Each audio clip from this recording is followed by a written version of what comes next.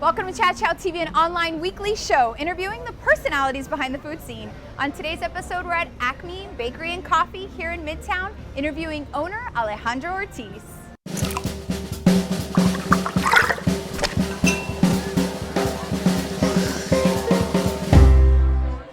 Well, this is actually our tall white. And so one of the things we've done is we're an all-American bakery. So we've actually renamed all of our coffees to have English names as opposed to Italian names like a latte or a cappuccino. So in this case, this is our tall white, which is our version of a latte, made with 100% Panther coffee. So every coffee we use here is Panther. They're very, very good friends. It's beautiful Panther latte and or a tall white.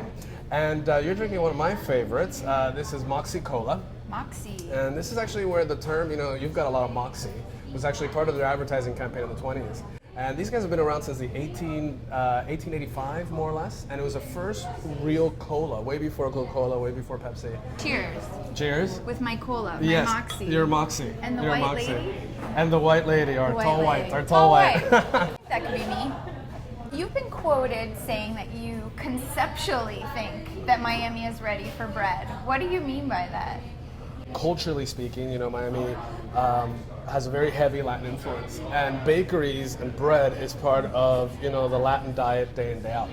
And I think Miami's going through an interesting renaissance in its gastronomic scene for a lot of different reasons. I think number one, there's a lot more smaller restaurants going on. I think there's a lot more of us that grew up here, that are from here, that might have. I'm a native. Me too.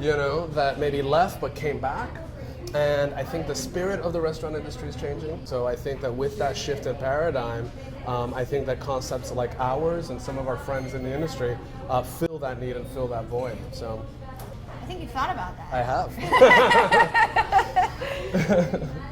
When it comes to Miami chefs, a lot of them kind of blame the humidity as being a factor. I know, so was that an issue for you, or is that, it's totally void and not a thing at all? You didn't really deal with it? Without saying, physics is physics. So if there's too much humidity in the air, you put less water in your stuff. That's it. Every bread that we have here took 48 hours to make.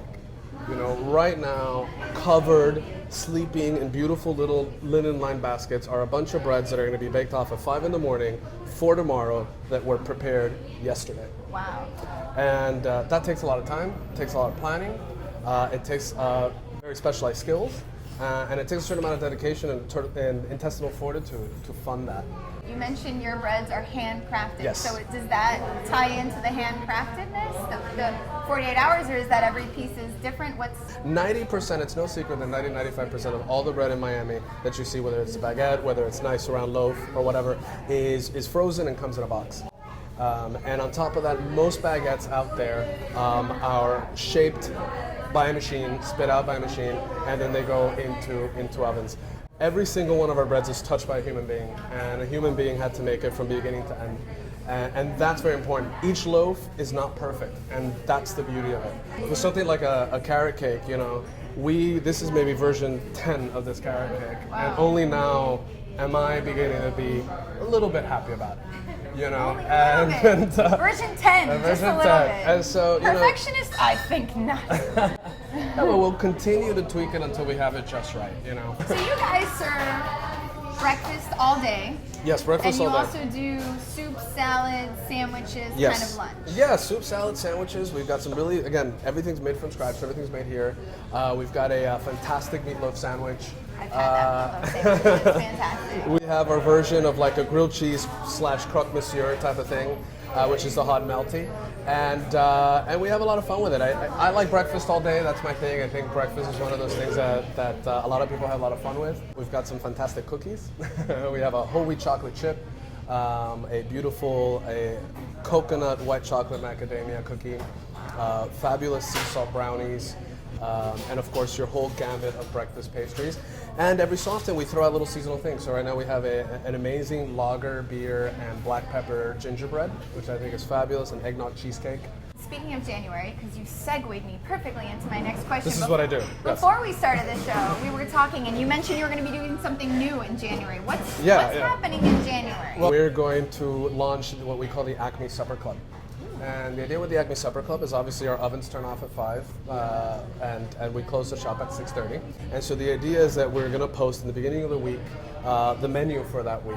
And it's going to be simple, down-home cooking, not necessarily Southern, but definitely very American, whether that's meatloaf, whether that's a beautiful duck confit with red cabbage. Something that you can come every day and have as part of your meal, your home table away from home. So I'm going to name the holiday, and you're going to name the pastry or the dessert that goes best with that holiday, right. Okay? So we're going to start with Christmas. Yes. Because that's around the corner. That is around the corner. Christmas. Gingerbread. I love gingerbread. New Year's. White chocolate cheesecake. Okay, Valentine's Day. Red velvet. Groundhog Day. German chocolate. St. Patrick's Day. Something green.